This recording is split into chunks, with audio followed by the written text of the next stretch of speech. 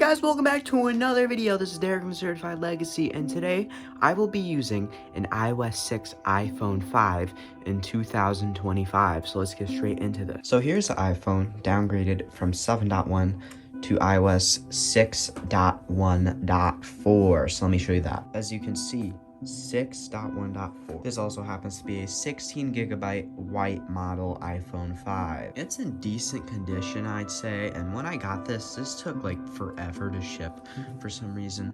So, yeah, because the seller wasn't very good with their shipping and whatever. It took them forever, and to be honest, with the seller I got one, I probably shouldn't have gotten this from, but it's whatever. It was on 7.1 and I downgraded it, and it's very easy to downgrade. I will probably make a downgrade tutorial at some point on how to even get this to work. But anyway, let's try out some stuff that you would be doing on iOS 6 anyway. The iPhone 5 had the same 8-megapixel camera as the iPhone 4S, which it did come with panorama, which I mean, is probably one of the most underused features nowadays, but we can check it out. It's basically, this was, I guess, revolutionary back in 2012, but, I mean, I wouldn't be using this today, so just keep going. It's not even, I'm gonna, hold on. I'm trying. Can we just speed this up? This is very awkward. Okay, let's see how that looked. Quite terrible. Let me turn up the brightness so you can see us better. So anyway, here is the panorama. It's not like the best looking thing ever because I was kind of rushing it, but you can see my Christmas lights and everything, my Chromebook, but you can see, because I was going so fast, it's all wrinkly looking. But, I mean, it's a decent feature, but I don't think many are using this today unless you're, like, some crazy, like, iPhone photographer. But for, like, basic photos and, like, stuff, panorama, I wouldn't say it's crazy needed. But it's still a cool feature that they added with this thing. So, yeah. Not to mention that iOS 6 on the iPhone 5 is very cool because any other version of iOS that the iPhone 5 runs is not running the skeuomorphic design, which is on iOS 6, because in iOS 7 they did that whole entire flat redesign and everything onward obviously looks different. And if you do not know what skeuomorphism means anyway, it's basically just a design that mimics real life. So, like, for example, let's look at like this clock. This clock looks like a real clock. Let's look at the Stocks app. The Stocks app looks like real stocks, or like the settings looks like gears, or like the music looks like a music thing, and so on and so forth. So anyway, like, this has like these cool textures and stuff, and they dished this in iOS 7 for a flatter design.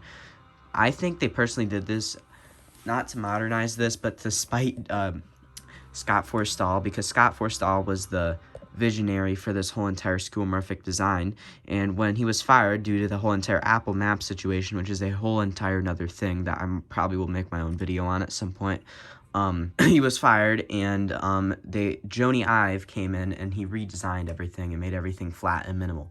So other than him liking minimalism, I believe he did that despite Scott Forstall personally. Okay, back to the iPhone 5 anyway. Let's talk about some stuff that still works in here. You can fix the App Store. I've made a video on fixing the App Store, but I haven't fixed it on this iPhone yet, which is quite annoying. Also, the weather app works, and it has a fix. All this is with City, of course. And let's go into the weather app, actually. You can see we get the weather for Cupertino, which, I mean, is looking pretty decent, 64. It's a lot better than where I'm at in New York. We just had some snow. So, I think that's pretty cool that we can get this work with just a couple tweaks and stuff.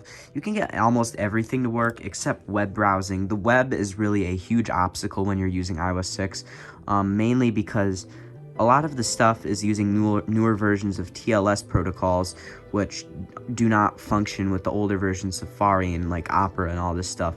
No matter how many different browsers you try on iOS 6, none of them will fully function just because of what it supports and what it does not support. So that is pretty much just destroys your whole entire stuff of even using those.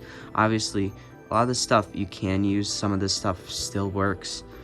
Like, I must have gone into safe mode a bit back, because you can see the Cydia Sorix website is up here. So technically 4G still is up, but you gotta find one that is either carrier unlocked, or you got to figure out how to hacktivate, which hacktivating A6 and iPhone 5s are pretty much possible, but not that that would be pretty much worth it on iOS 6 because you're not going to be able to use this as a normal phone either way. So it kind of just demotes this to becoming a cool iPod Touch, which, I mean, I don't mind. I filled this thing up with games, so I can pretty much play anything on here. So I say let's check out some games that you might find nostalgic and stuff I find nostalgic. So let's check out some of these games. Let's check out like Boost 2. This is one of the classics. I've never really played this back in the day, but unironically, I was watching an iClassic video and I was like, oh, this seems like a pretty cool game, and I tried it out like right when I was first starting out with messing around with old devices again, and yeah, this game is actually pretty fun. So you use like the phone, you tilt it around, and you try to avoid these like obstacles and stuff. I put this in like my best games for iOS 6 and whatever iOS versions type videos anyway, so you've probably seen me talk about this before. It's pretty cool. I'm still going somehow while I'm talking, and I'm recording with a delay on the camera, so I'm cooking. Hold on, let me cook.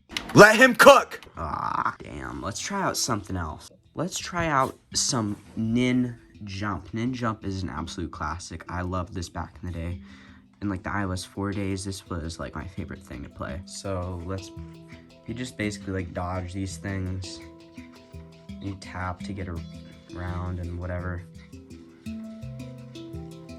And if you hit these things like 3 times, one of them while you're in air like that, you see it pops up there, you get a boost. So let's try to get a squirrel 2 more times.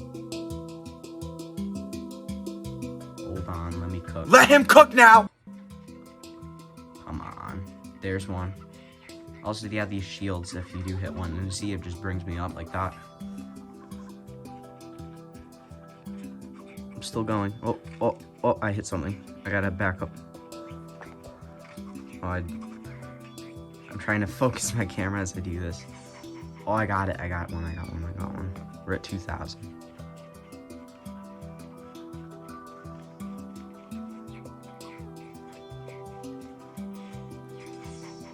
Okay. Let's keep going. I didn't know I couldn't hit that. Ooh.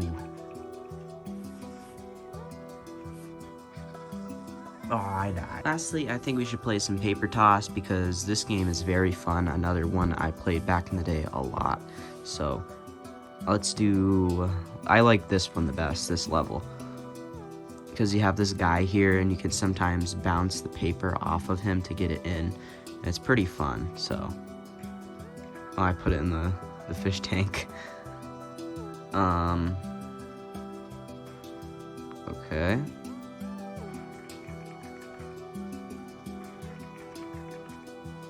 Oh, that wasn't good enough.